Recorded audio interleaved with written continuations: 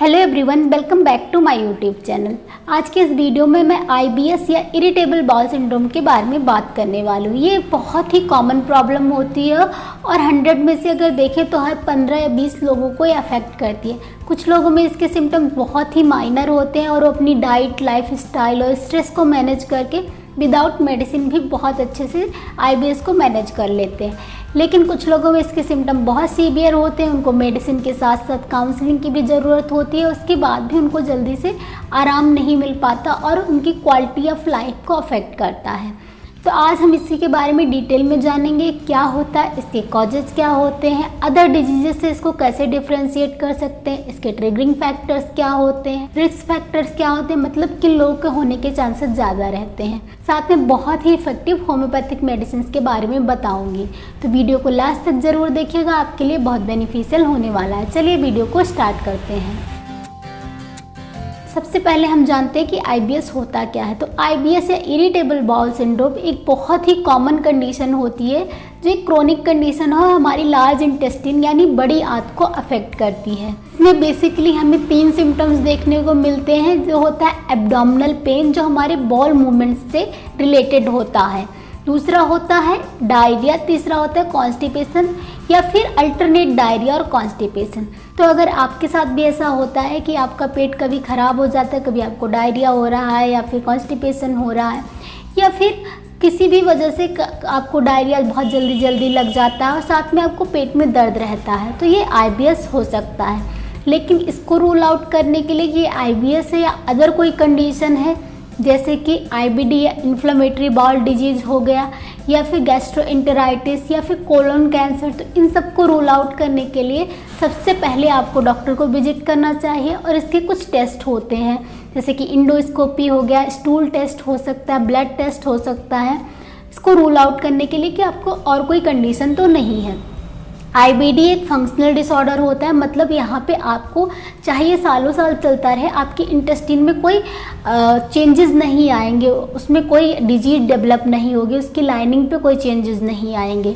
लेकिन ये बहुत सालों तक रहता है और ये आपको डिस्कम्फर्ट कॉज कर सकता है और आपकी क्वालिटी ऑफ लाइफ को अफेक्ट करता है। अब अगर इसके हम कॉजेज़ की बात करें तो इसमें ऐसा कोई डेफिनेटिव कॉज हमें पता नहीं है, क्या कॉज इसका है हमें कुछ भी पता नहीं है। लेकिन ऐसा मानते हैं कि इसमें पूरा का पूरा हमारा जो इंटायर गट ब्रेन एक्सेस होता है वो अफेक्टेड रहता है। इसमें कुछ फैक्टर्स हैं जिनकी वजह से आईबीडी डेवलप हो सकता है या फिर उसके चांसेस ज़्यादा रहते हैं। इसमें पहला फैक्टर है contraction of muscles of intestine, मतलब हमारे जो आंत है उसकी मसल का कॉन्ट्रैक्शंस होता है, मतलब ऐसे करके संकुचन होता है और उसके थ्रू जब कॉन्ट्रैक्ट करती है मसल्स, तो जो भी खाना हमने खाया है वो धीरे धीरे करके मूव करता है, आगे जाता है। हमारी लार्ज इंटेस्टाइनस का काम क्या होता है, वहाँ पे वाटर एब्जॉर्प्शन होता है और जो बचे खुचे न्यूट्रिएंट्स हैं जो स्मॉल इंटेस्टाइन में एब्जॉर्ब नहीं हुए वो एब्जॉर्ब होते हैं। लेकिन अब अगर किसी वजह से ये जो कॉन्ट्रैक्शंस हो रहे हैं मसल्स के, ये स्ट्रॉन्ग हो जाए या जल्दी होने लग जाए, तो वहाँ पे जो एब्जॉर्प्शन का काम है, वाटर एब्जॉर्प्शन का, न्यूट्रिएंट्स एब्जॉर्प्शन का, वो अच्छी तरीके से नहीं हो पाता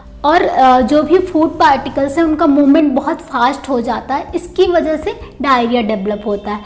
लेकिन अगर यही जो कॉन्ट्रैक्शंस हैं ये स्लो हो जाएं और जितने टाइम में होना चाहिए उससे कम टाइम में हो, बहुत स्लो हो, तो उसकी वजह से क्या होता है कि कॉन्स्टिपेशन डेवलप होता है, स्टूल हार्ड हो जाता है, ड्राई हो जाता है। दूसरा फैक्टर होता है नर्वस सिस्टम।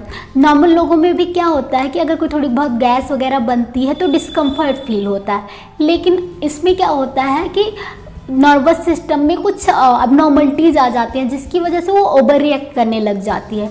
जो थोड़ा बहुत गैस बनने पे लोगों को डिस्कम्फर्ट होता है, इसमें बॉल मूवमेंट के साथ साथ इसको बहुत ज़्यादा पेन होने लग जाता है। थर्ड है सीवियर इन्फेक्शन। अगर आपको कोई सीवियर इन्फेक्शन हो गया है आपके जीआई ट्रैक्ट में, गैस्ट्रोएंटेराइटिस हो गया है, कुछ हो गया है, तो इसकी वजह से आगे चल के आपको आईबीएस के सिम्टम्स आने लग सकते हैं। फोर्थ है अर्ली लाइफ स्ट्रेस। अगर आपको कम एज में भी बहुत ज़्यादा स्ट्रेस हुआ है, कोई स्ट्रेसफुल ट्रॉमा या इवेंट हुए हैं, तो इसकी वजह से आगे चल के आईबीएस डेवलप होने के चांसेस बहुत ज़्यादा हाई रहते हैं। फिफ्थ है चेंजेस इन गट माइक्रोब्स। कई बार हमारे जो गट के बैक्टीरियाज वगैरह होते हैं वो चेंज हो जाते हैं, गुड बैक्टीरियाज बैड बैक्टीरिया में कन्वर्ट होने लग जाते हैं, तो इसकी वजह से भी आईबीएस के सिम्टम बहुत जल्दी आने लगते हैं और आपको आईबीएस डेवलप हो सकता है। तो ये सारे कुछ फैक्टर्स हैं जिनकी वजह से आपको आईबीएस डेवलप हो सकता है।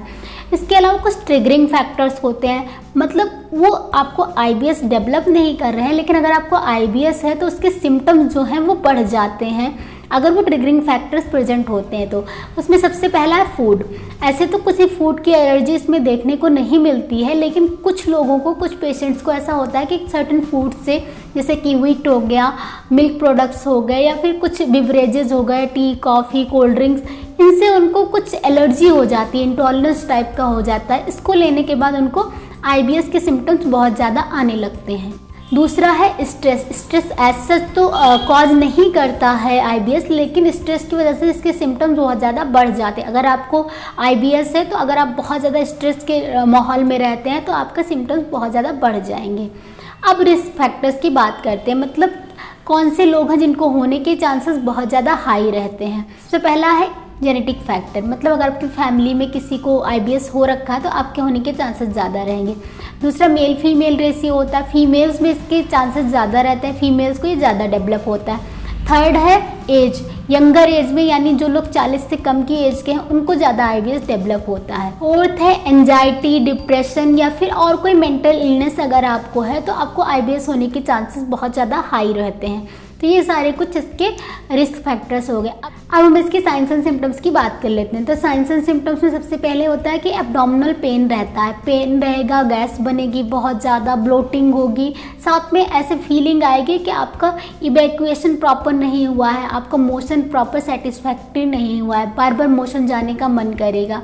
इसके अलावा इसमें आपको सीवियर कॉन्स्टिपेशन देखने को मिल सकता है, या फिर बहुत ज़्यादा डायरिया देखने को मिल सकती है, या फिर अल्टरनेट डायरिया और कॉन्स्टिपेशन देखने को मिल सकता है। इसमें जो पेट में दर्द वगैरह होता है वो बाउल मूवमेंट के साथ एसोसिएटेड रहता है। साथ में आपको कई बार मोशन के साथ आपको म्यूकस भी पास हो सकता है। तो ये सारे इसके कुछ सिम्टम्स होते हैं, और अगर ये सारी चीज़ें आपको कभी कभार हो रही है तो वो आईबीएस नहीं होता है। अगर आपको ये सारे सिम्टम्स महीने में कम से कम 2-3 दिन ज़रूर रहते हो और ये लगातार 3-4 महीने तक रह ही रहे हो, तो इस कंडीशन को हम आईबीएस रूल आउट कर सकते हैं अगर हमने बाकी टेस्ट करा लिए हैं और हमें और कोई बीमारी नहीं है तो। अब हम बात करते हैं कि आईबीएस कितने टाइप्स का होता है।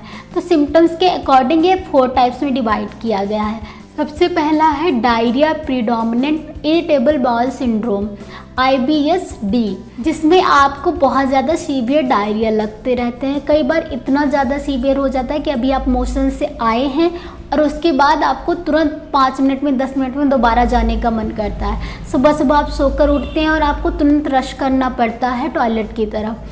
कई बार इतना ज़्यादा प्रॉब्लम हो जाती है कि पेशेंट का कंट्रोल नहीं रह जाता उसके बॉल हैबिट के ऊपर, उसके मोशन के ऊपर। सेकेंड है constipation predominant irritable bowel syndrome, IBS-C, जहाँ पे आपको कॉन्स्टिपेशन बहुत ज़्यादा रहता है, एब्डोमेन में पेन होगा और कॉन्स्टिपेशन रहेगा। कई दिनों तक आपको मोशन जाने के बिल्कुल मन नहीं करेगा, मोशन जब होगा तो बहुत हार्ड होगा। थर्ड होता है मिक्स्ड और alternate stool pattern irritable bowel syndrome, IBS-A। इसमें आपको अल्टरनेट कॉन्स्टिपेशन डायरिया हो सकता है, कभी आपको कॉन्स्टिपेशन होता है, कभी आपको डायरिया होता है। इस तरह के सिम्टम्स देखने को मिलते हैं। फोर्थ होता है pain predominant irritable bowel syndrome, IBS-P, जिसमें आपको मोशन तो नॉर्मल आता है लेकिन आपको पेन बहुत ज़्यादा रहता है। मोशन जब भी आना होता है उसके पहले आपको पेन बहुत रहता है, ब्लोटिंग होती है, गैस बनती है। अब हम इसके कॉम्प्लिकेशंस की बात कर लेते हैं। तो कॉम्प्लिकेशन ऐसा कोई बहुत बड़ा कॉम्प्लिकेशन कॉज नहीं करता है, बस अगर आपको प्रॉब्लम है, प्रॉपर डिस्कम्फर्ट रहता है, बार बार मोशन लगते हैं, तो आपकी क्वालिटी ऑफ लाइफ बहुत ज़्यादा डिस्टर्ब हो जाती है। अब नॉर्मल किसी काम में जाते हैं ऑफिस वगैरह में तो आपको बहुत डिस्टर्बेंसेस होती है, आपको बार बार ऑफ लेना पड़ता है, तो ये आपकी क्वालिटी ऑफ लाइफ को डिस्टर्ब करता है। दूसरा, इसमें आपको मूड डिसऑर्डर्स हो सकते हैं, एंजाइटी, डिप्रेशन, इस तरह के सिम्टम्स डेवलप हो सकते हैं। अब हम इसके मैनेजमेंट की बात करते हैं कि मैनेजमेंट के लिए आप क्या कर सकते हैं। सबसे पहले मैनेजमेंट में है लाइफ स्टाइल चेंजेस, दूसरा है मेडिसिनल। तो हम सबसे पहले लाइफ स्टाइल चेंजेस की बात करते हैं। नंबर 1 है रेगुलर फिजिकल एक्टिविटी, एटलीस्ट आपको 30 मिनट्स की रेगुलर फिजिकल एक्टिविटी करनी है। दूसरा, आपको अवॉइड करना है कैफिनेटेड ड्रिंक्स, बिवरेजेस। थर्ड है आपको जो मील है स्मॉल अमाउंट में थोड़े थोड़े टाइम पे लेना है। साथ में आपको अवॉइड करना डीप फ्राइड फूड या फिर बहुत ज़्यादा तले भुने स्पाइसी फूड, ये सब आपको अवॉइड करना है। इसके अलावा जितना हो सके उतना स्ट्रेस को मिनिमाइज कीजिए। इसके लिए आप योगा कर सकते हैं, मेडिटेशन कर सकते हैं। अपनी डाइट में प्रोबायोटिक्स ऐड कीजिए जो हमारी गट की हेल्थ के लिए बहुत इंपॉर्टेंट होते हैं। इसके अलावा काउंसलिंग बहुत अच्छा काम करती है IBS के केसेस में। तो ये सारे कुछ अगर आप फॉलो करते हैं स्टेप्स तो आप बहुत अच्छे से, अगर आपको माइनर सिम्टम्स है, मैनेज कर पाएंगे उनको। लेकिन अगर आपको मेजर सिम्टम्स है तो उसके लिए बहुत ही इफेक्टिव होम्योपैथिक मेडिसिन आती हैं, जिसे लेकर आप धीरे धीरे करके अपने IBS को पूरी तरीके से नॉर्मल कर सकते हैं, ठीक कर सकते हैं। लेकिन इसके लिए आपको अपना लाइफस्टाइल चेंजेस भी करना होगा, साथ में मेडिसिन भी प्रॉपर किसी रजिस्टर्ड होम्योपैथिक फिजिशियन से लेना होगा, क्योंकि ये क्रोनिक डिसऑर्डर है। सिम्टम्स के हिसाब से मेडिसिन चेंज होती हैं और लंबे समय तक इसका इलाज चलता है। तो इसके लिए बहुत ही इफेक्टिव होम्योपैथिक मेडिसिन आती हैं। कुछ मेडिसिन मैं आपको सिम्टम्स के बेस पर बताती हूँ। अगर आपको बहुत ज़्यादा डायरिया की प्रॉब्लम रहती है, लूज स्टूल्स आते हैं, तो उसके लिए आप पोडोफाइलम, क्रोटैंटिक और बिरेट्रम एल्बम ले सकते हैं। अगर आपको कॉन्स्टिपेशन बहुत ज़्यादा रहता है तो इसमें आप एलोमिना ले सकते हैं, ब्रायनिया ले सकते हैं। इसके अलावा अगर आपको पेन बहुत ज़्यादा रहता है एब्डोमेन में तो आप उसके लिए कोलोसिंथ ले सकते हैं, मैकफॉस ले सकते हैं। तो ये सारी कुछ मेडिसिन है जो आप अपने सिम्टम के हिसाब से ले सकते हैं। तो फ्रेंड्स, IBS पर मेरी ये जानकारी आपको कैसी लगी? वीडियो अच्छा लगा हो तो वीडियो को लाइक कर दीजिए। पहली बार मेरे चैनल पे आए हैं, पहली बार मेरा वीडियो देख रहे हैं तो चैनल को सब्सक्राइब करके बेल आइकन जरूर प्रेस कर दीजिएगा, जिससे फ्यूचर में जब भी मैं कोई नई वीडियो अपलोड करूँगी आपको तुरंत नोटिफिकेशन मिल जाएगा। इसके अलावा आपके कोई क्वेश्चंस है, कोई क्वेरी है, कोई सजेशंस है तो आप मुझे कमेंट करके ज़रूर बताइएगा। और भी टिप्स एंड ट्रिक्स के लिए आप मुझे इंस्टाग्राम पे भी फॉलो कर सकते हैं, लिंक मैं डिस्क्रिप्शन बॉक्स में प्रोवाइड कर दूंगी। मिलती हूँ अगले वीडियो में, तब तक stay safe, stay healthy. Thank you so much for watching.